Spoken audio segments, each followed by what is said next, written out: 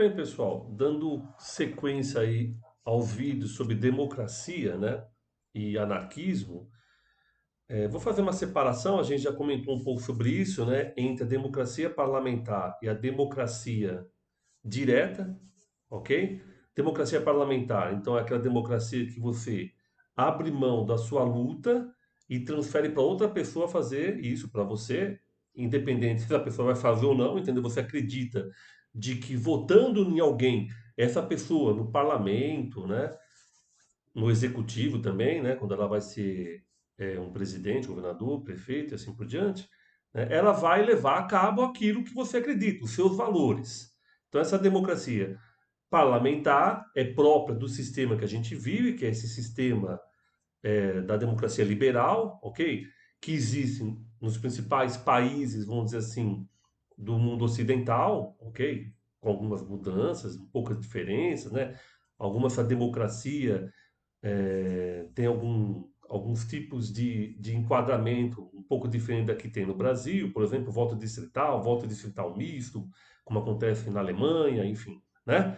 Mas, em geral, é o quê? A pessoa, ela vai não ter mais, vai abrir mão, melhor dizendo, né, daquilo que ela acredita, os valores delas, e vai supostamente votar em alguém que vai levar alguma ideia geral, né, que essa pessoa, esse candidato, geralmente fala, olha, eu vou no parlamento lutar por tais direitos, a pessoa acredita nesses direitos, que necessariamente são todos aqueles que ela defende, mas, enfim, ela vai e vota nessa pessoa, essa pessoa vai lá no parlamento ou no executivo e ela leva a cabo, teoricamente, aquilo que ela prometeu fazer, porque geralmente eles prometem, não cumprem, e aí dão uma desculpa, falam que não conseguiram, que lutaram e assim por diante. Não, por quê? O parlamento, ele não é uma representação equitativa da sociedade, né? Se fosse, né, vamos dizer assim, até poderíamos pensar nele, mas não é. Inclusive, o próprio Kropotkin, no texto O Governo Representativo, vai dizer sobre essa desigualdade do parlamento, né? Que às vezes as pessoas acham que não, você vota lá, um dia todo mundo vai estar lá do parlamento defendendo a causa dos oprimidos. Os anarquistas não acreditam nisso, eles vão dizer o seguinte, o Kropotkin. Ou a igualdade econômica se fará na nação, na cidade, e então cidadãos livres iguais não irão mais deixar seus direitos nas mãos de alguns, procurarão um novo modo de organização que lhes permita gerir eles próprios seus negócios. Ou então haverá ainda uma minoria que dominará as massas no terreno econômico, um quarto estado composto de burgueses privilegiados, e então, atenção às massas. O governo representativo, eleito por esta minoria, agirá de acordo, legislará para manter seus privilégios e procederá contra os rebeldes pela força e pelo massacre. Simples, né?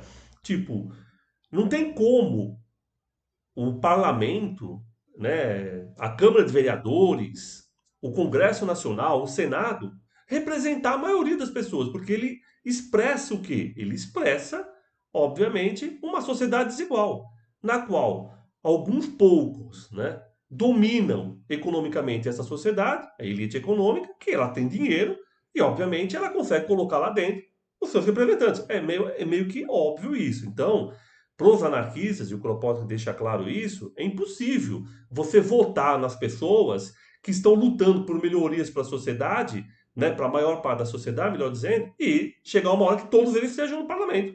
Por quê? Porque se expressaria uma sociedade completamente diferente daquela que a gente vive, que é uma sociedade desigual, aonde tem os ricos que dominam e os pobres que trabalham para eles. Né? Qualquer pessoa minimamente consciente vai entender isso.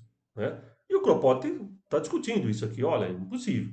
Mas aí vem o que para a gente pensar? Bem, se os anarquistas condenam a democracia parlamentar, ok? Porque vê ela como um limite, ok? Tipo, vai ter lá 2, 3, 4, 10 socialistas que vão tentar fazer algumas mudanças, vão às vezes emplacar uma lei perante 400 leis, entendeu?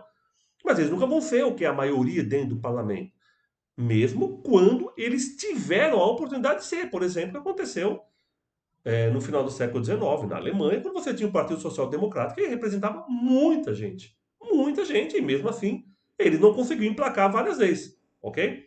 Mas nós não acreditamos nisso, de que um dia, né, o parlamento vai expressar a maioria da sociedade, porque, como demonstra o Kropotkin, muda a sociedade, essa, esse equilíbrio no parlamento melhora, você entendeu? Mas como uma sociedade desigual capitalista que a gente vive, sempre vai acontecer o quê? Os capitalistas vão ter mais força no parlamento do que os trabalhadores, ok? Bem, e aí então, qual é a política dos anarquistas? Os anarquistas são contra o voto, eles são contra a democracia parlamentar. Logo, o que sobra, né, entre aspas, para ele, é uma democracia fora do parlamento, que é essa democracia não representativa, né? Uma democracia direta, ou seja, você não vai votar para alguém, para essa pessoa levar adiante uma proposta, ok?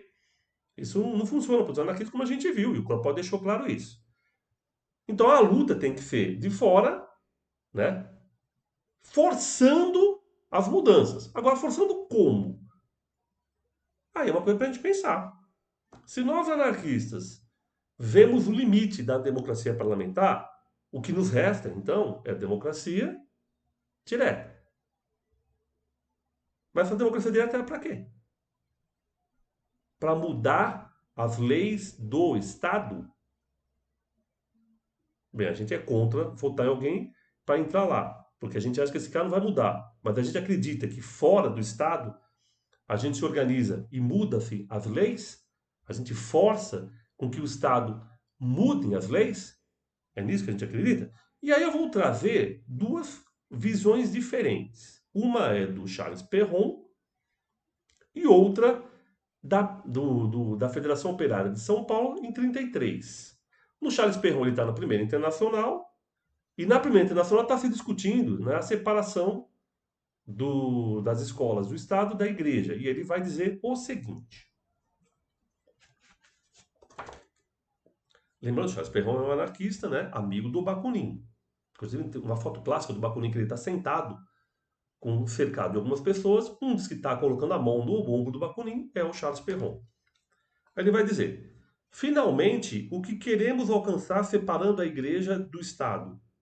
Liberdade de pensamento, não é? Portanto, reivindicai a generalização da instrução e reclamar o emprego dos meios próprios para obter de uma forma completa. Generalização da instrução. Ele está dizendo o seguinte: que ele, enquanto anarquista na Primeira Internacional, está lutando pelo quê? Uma instrução pública. Mas aonde? No Estado. Generalização da instrução. E é interessante, tipo, o que ele propõe enquanto anarquista? De que lá fora nós lutemos para que, nas condições atuais da sociedade, na qual o Estado existe, que ele, cada vez mais, tenha políticas públicas. Ele lute por políticas públicas. De fora, então tem uma luta aí, os sindicatos, organizações na época dele, né, principalmente sindicatos e trabalhadores, pressionam esses estados para separar, primeiro, a igreja, tirar a igreja do monopólio da educação, e aí existe uma publicização do Estado, ok? Para que essa generalização da instrução aconteça. E aí, posteriormente, vamos condenar a ideia de que o Estado continua com as suas próprias insígnias, bandeiras, hinos e assim por diante, ok? No primeiro momento é a separação e a generalização da instrução. E no segundo caso, a gente tem o quê? A década de 30 você tem o Getúlio Vargas, ele vai pegar os sindicatos, né? Ele vai transformar os sindicatos em aparelhos do Estado, basicamente é isso que ele faz, resumindo, obviamente, né? E aí, o que vai acontecer com os anarquistas? Bem, se eles não reconhecem o Estado, como é que eles vão reconhecer os sindicatos no Estado?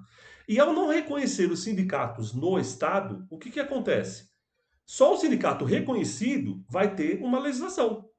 É isso que o Getúlio faz. Então, por exemplo, aqueles sindicatos que pedem a carta sindical, automaticamente eles vão ter uma legislação, por exemplo, sei lá, carteira de trabalho, 8 horas de trabalho, enfim, ok? Como os anarquistas são contra o Estado, como é que eles vão reconhecer o seu sindicato no Estado? Não reconhecendo, o que acontece? Eles começam a minguar. É óbvio, porque a pessoa vai entrar no sindicato e reconhece que vai ter legislação. A pessoa quer trabalhar menos, quer ter mais garantia, assim por diante. E aí, o que vai dizer, né, no jornal A Plebe os sindicatos? Vamos dizer o seguinte: não tememos a reação do Estado, né? Porque a Federação Operária de São Paulo, mesmo sendo obrigada a cerrar as suas portas, vive na consciência dos trabalhadores organizados. Então, para eles, pode fechar. Por quê? Porque a gente não vai aceitar essa política de reconhecimento. Não aceitando, sabemos.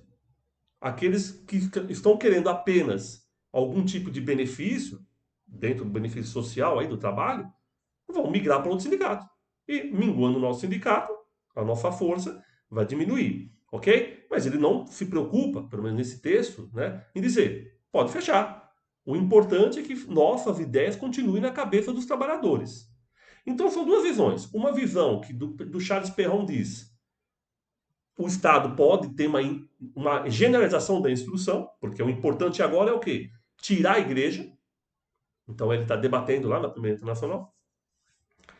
E o segundo caso é não, a gente não vai entrar aí, porque a gente vai entender o seguinte, olha, não vamos participar desse processo, já que esse processo serve para controlar o sindicato, a gente é contra isso. E aí, então, a gente não participando, vai, obviamente, tendo dificuldade, porque os sindicatos reconhecidos é o que vão ter direito à legislação, e, enfim, né, a gente sabe que esses sindicatos depois, eles vão ter grande dificuldade de existência, inclusive. Então, são duas políticas, né? Uma política de democracia parlamentar com seus limites e a democracia direta, ok? Aí representada pelo Charles Perron, que acha que pode ser que de fora você force o Estado para fazer mudanças, e uma política que, naquele dos sindicatos, que naquele momento achava que não tinha o que fazer, não faria muito sentido na cabeça desses trabalhadores, de que um Estado anarquista, de que um sindicato anarquista fosse reconhecido. Então eu queria colocar essas visões, né?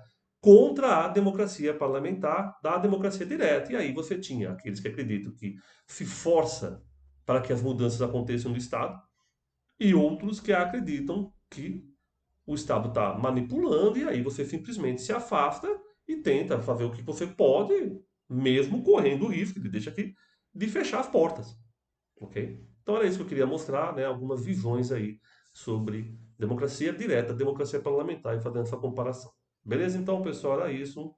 Depois a gente continua. Um abraço a todos e todas.